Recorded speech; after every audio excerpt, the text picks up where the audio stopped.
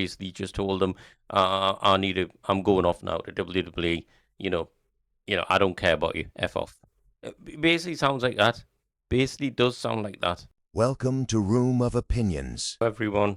So we're going to speak about this guy named Matt. He basically was co-host on 6 Feet Under, which was with Mark Calloway, who's the Undertaker, anyone who doesn't know.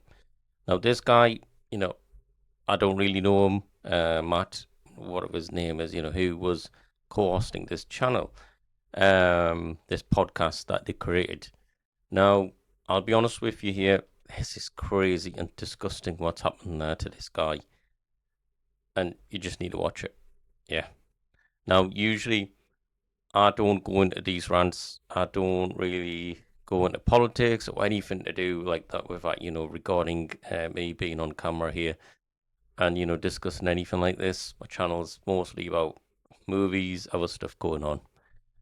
But honestly, when I watched this video, I was like, this has got to be a sick joke. It's just crazy. So this guy, if anyone doesn't know, Matt, right? He was the co-host of 6 Feet Under. Now, he pushed the idea to the Undertaker to basically say that, there's money in this. Why don't you do this podcast where we can have you sitting down, you have a chat about stuff, about what was going on when you were on the road, what was going on the backstage, when you're wrestling. And he showed him like the channel of Maven at the time. I think it was back in 2022, Matt said. And he said, look at how many subscribers he's got and he's getting views. You could do that as well. And so he basically explains in this video, essentially, that Undertaker just basically took the podcast with him and went to WWE. Didn't even say to him, I'll take you along. I mean, I'm sure he has that much push there, or he could have requested it. This guy, Matt, is supposedly his friend. Well, he's his friend, but it doesn't seem like Undertaker's his friend, basically, if he's just ditched him here. Like, honestly, like, this is crazy. I don't really go crazy about this stuff. But honestly, you can see from my face, it's just... It's pure greed. Pure greed. Fair enough, okay, right, you're going for the money, whatever the situation is.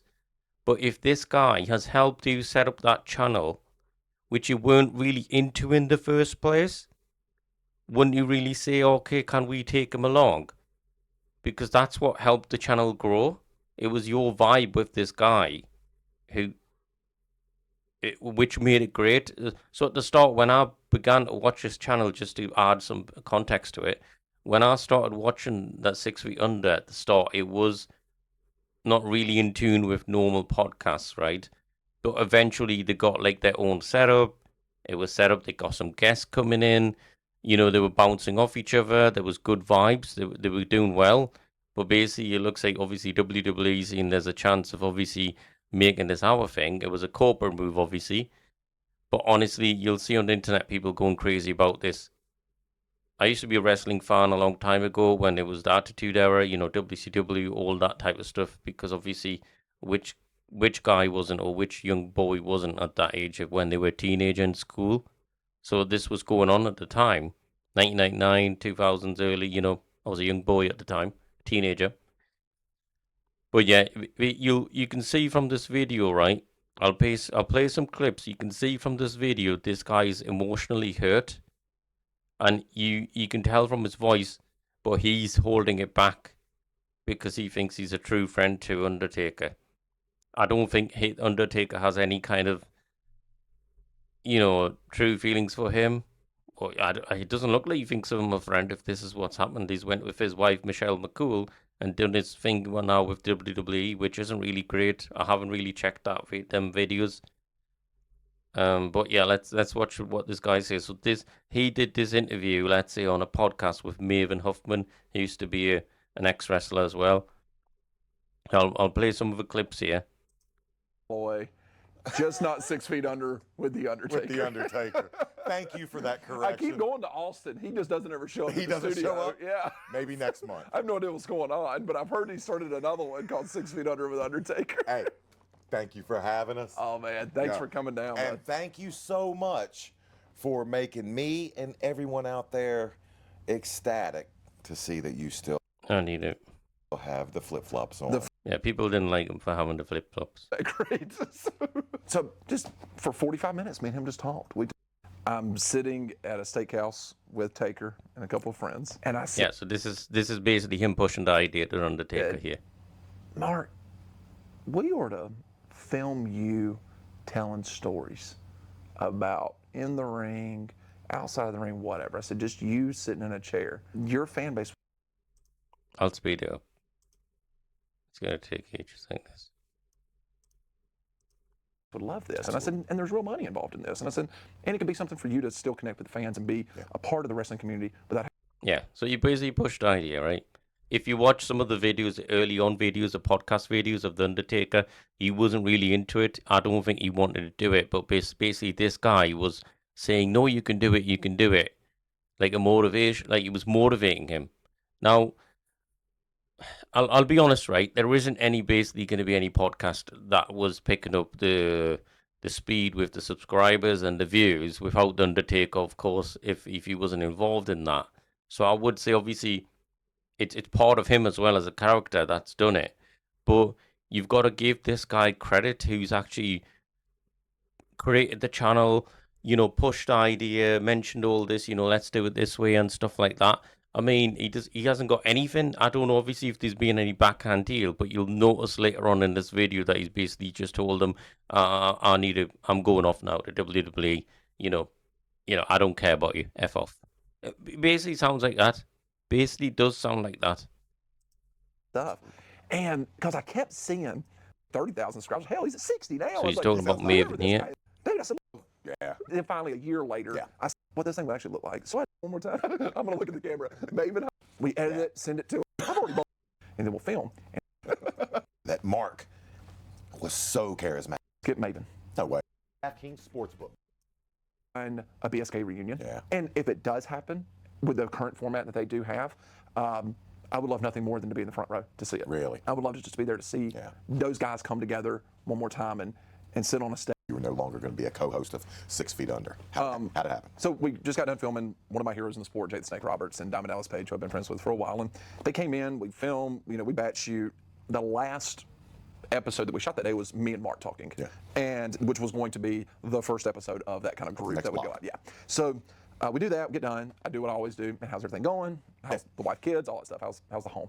And he goes, I really want to talk to you about some stuff. I was like, okay. I thought that. Yeah. This is how he breaks it to him.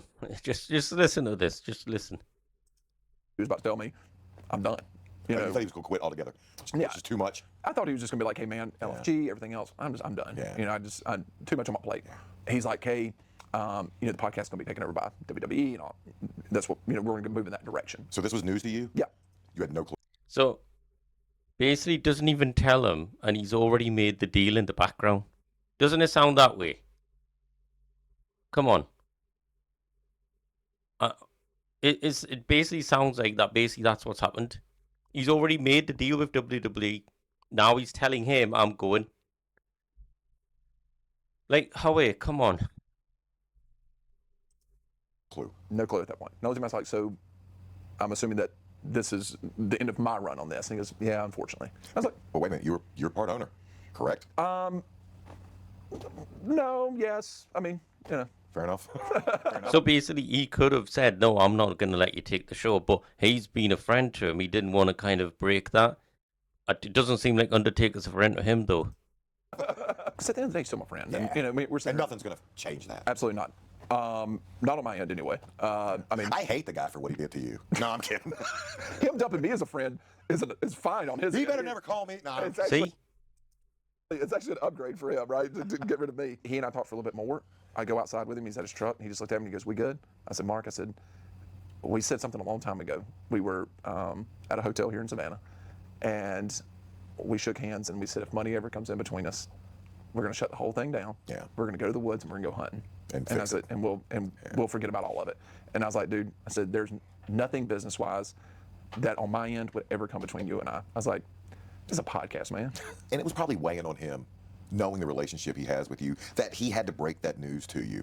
Mark kept the show Yeah, going just probably crazy. 6 to 8 months longer Really? than he wanted to if I was a betting man. Really? Because of me. He probably would have said no to other. I found out. What was your initial feeling when you got back in your car? Oh man, I remember that feeling. You know, it was like I guess the only thing I could really compare it to was like a breakup or being fired. Really, you know what I mean? I mean that's what it felt like, right? But it was weird. It was a weird feeling. What I was upset about was I wasn't going to get to do what I loved doing channels, and I see them mimicking what that.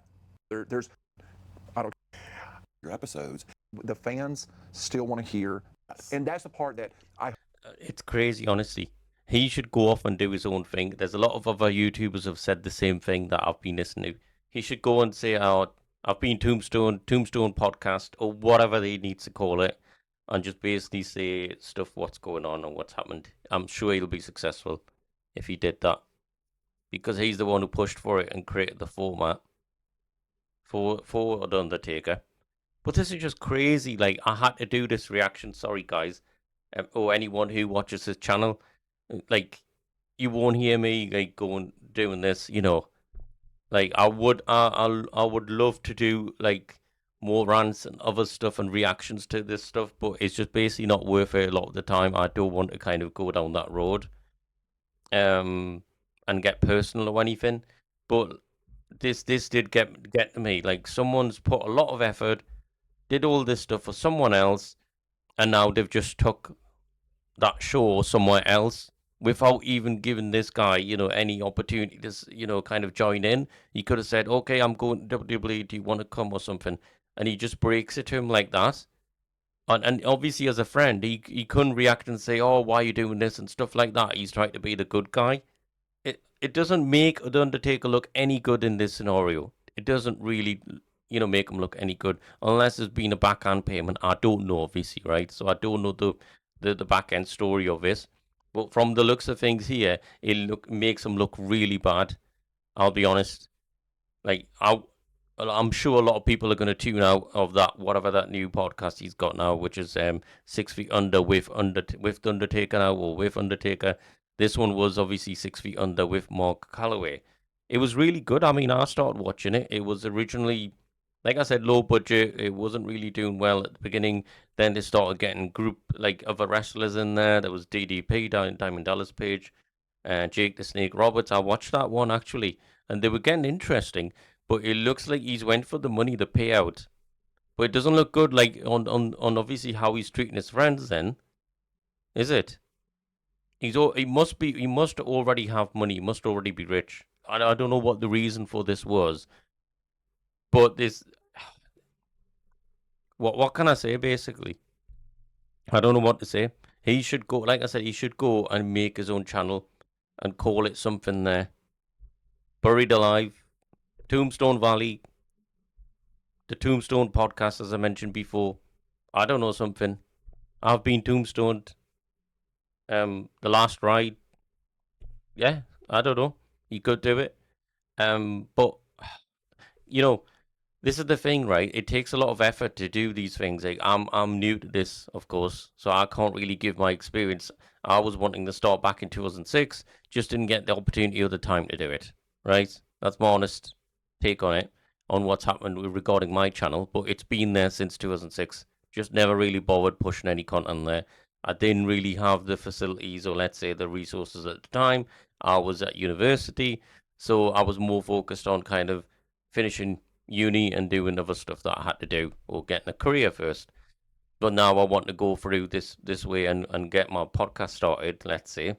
A lot of my videos, like I said, they're mostly to do with movie reactions and things, other things that I'm trying to sort out there.